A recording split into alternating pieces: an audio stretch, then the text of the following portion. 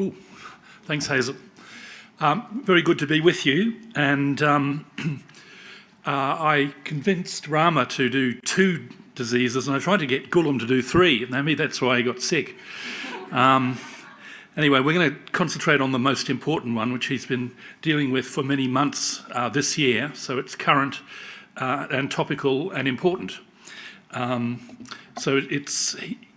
is based in central Queensland. That's Rockhampton, with a lot of country inland from there as well.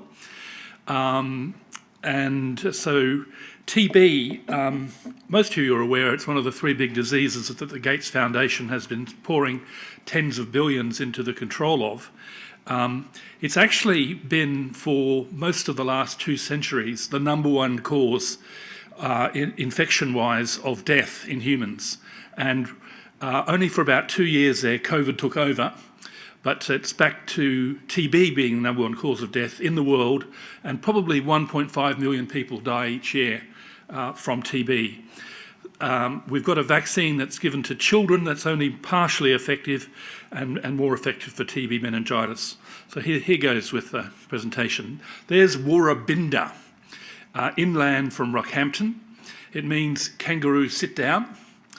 And it's a community of forced relocation. So it's one of these difficult places where people were made from all over Australia, Northern Territory, Queensland, New South Wales, to come to be on a reservation or an internal medical mission, whatever you wanted to call it. 52 clans are represented, so it's a real mishmash. The population is about 1,000, and the most recent data for the population of Indigenous Australians, Aboriginal and Torres Strait Islands, is pretty close to 1 million. So 0.1% of the population is represented in Woorabinda.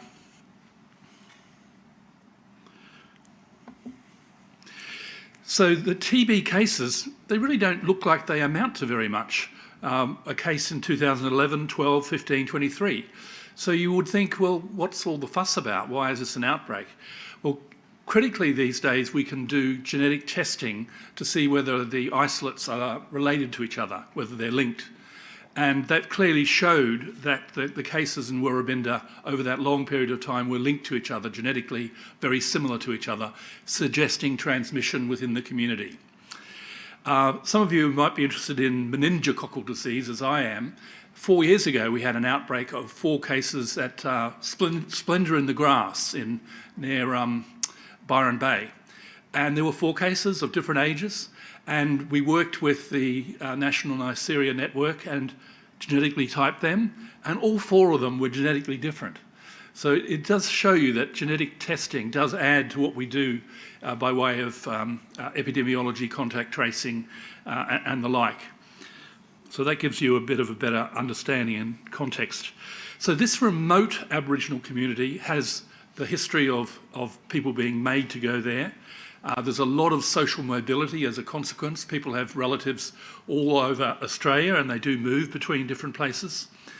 The sporadic but genetically linked cases have occurred over nearly 15 years. And therefore it became important to determine if there were more cases that were just not known about. And this is what I want to explain to you. The traditional contact tracing is challenging because each individual has so many personal close contacts, and the households most households have more than 10 people in them. When I first did Indigenous research 40 years ago around Mount Isa, we went to the communities, Indigenous Aboriginal and Torres Strait Islanders, and they too had 12 to 15 members per household. And we showed that the more crowded they were, the more infection they had with Group A strep, but that's another story. So the TB rates are known to be higher in First Nation communities around the world. And if you look at just about any serious infection in Australia, the rate of that infection is at least 2-fold and often 4 to 5-fold higher in Indigenous communities. So that gives the broader context as well. There's ongoing issue of stigma, historical mistrust, and limited local health resources, but thankfully they've been improved over the last few months. And that's what made TB control so much more difficult. So the response started late in 2023 after that first case, and the close contacts was half of the population. Almost 500 were close contacts. And so a Herculean task to get to test these people with a blood test, a chest x-ray.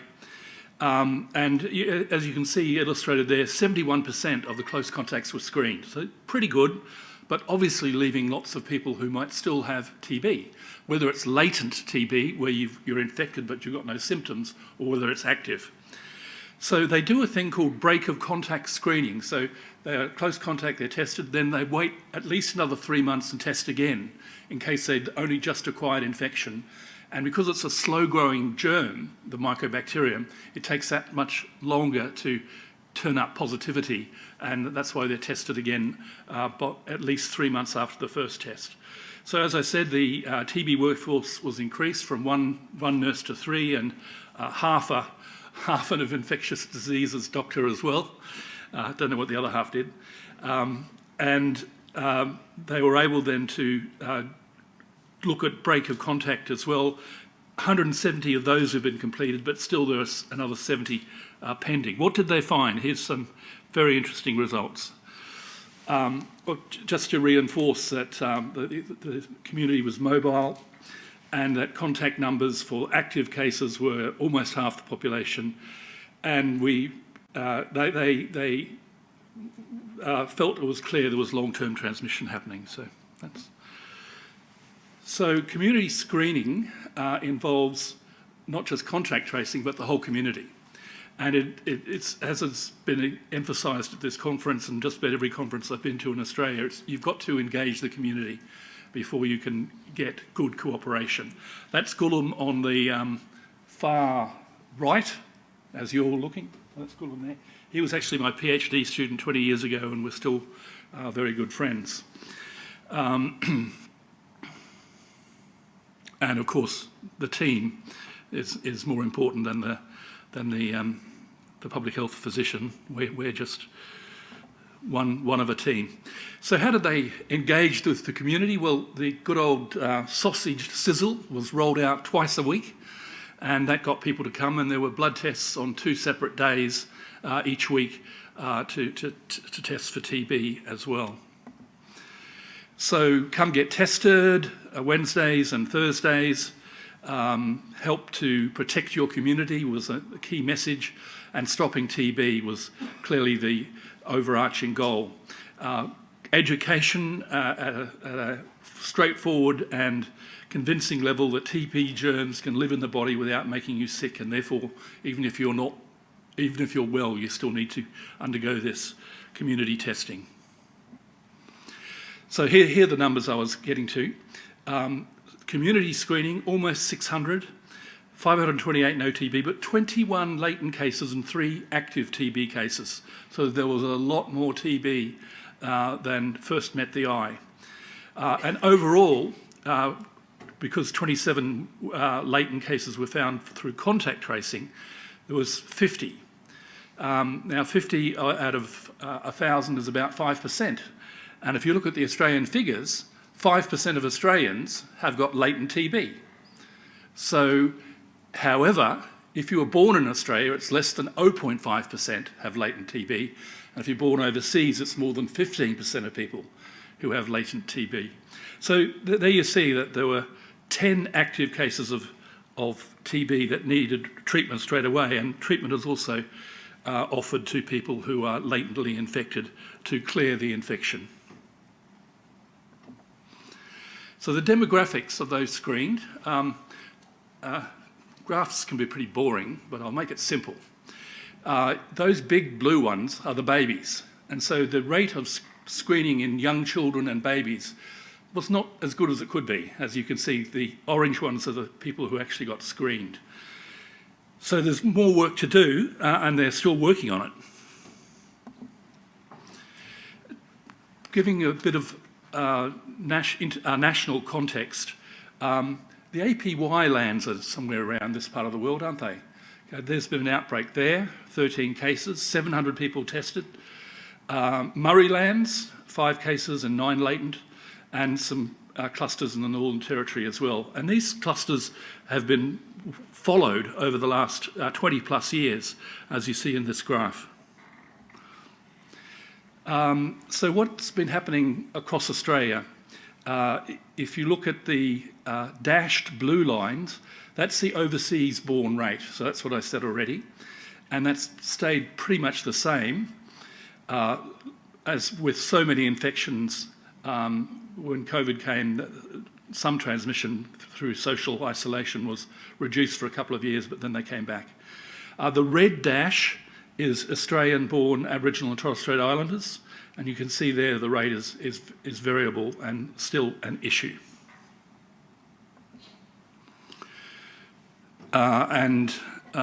Queensland has had its share of cases in the last 4 or 5 years, as you see there. So the orange one is projected. We're not even halfway through the year, so it's projecting based on the current rate. So, simple discussion, the TB response included both contact tracing and community-wide screening in order to be effective. A lot of people were screened and quite a lot of disease was found. As I've pointed out, the screening did miss children and young adults, so targeted outreach is going on, and community-wide screening is more effective than contact tracing when you've got such mixing populations. So TB control in discrete Indigenous communities is complex because of mobility, social structure, and all the other issues we've been discussing. Community engagement is incredibly important. Broad screening is clearly key to finding and treating all of the disease that could be addressed, and ongoing local partnerships are needed to reduce TB in similar communities. I apologise, I couldn't convince Gulam to talk to you about Japanese encephalitis virus outbreaks, but I'll get him next year. Thanks very much.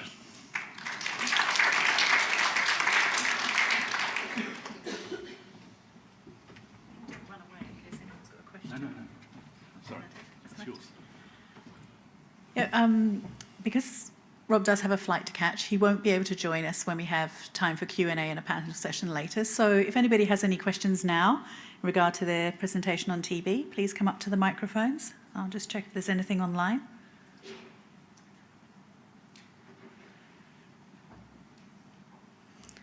Everyone's getting tired. They probably are, but I would actually just like to ask, it's very interesting that you've got, this was a particular case in the Indigenous communities, and I'm just wondering, when we've talked about, access and delivery of vaccines into that, this is a very specific setting when there had been known cases of TB.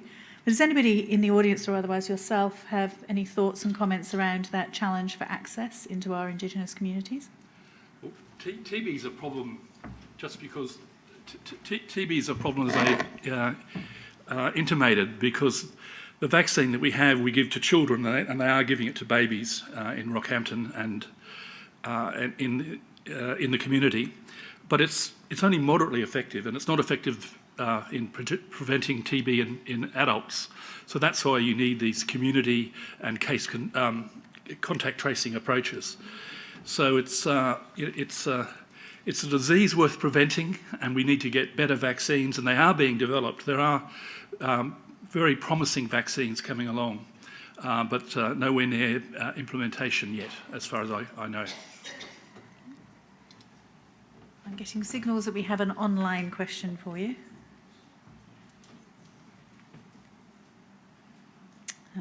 Hold on, it's on a photo. Let me get that one up. How do you think TB was introduced to this small, relatively remote community? So TB loves to spread when people sleep 6 to a bedroom. And in my own family, I have an aunt, a cousin, a grandmother who all died of TB, and mothers and daughters died. And they used to say that TB was a genetic disease because so often it went, parent-child, parent-child.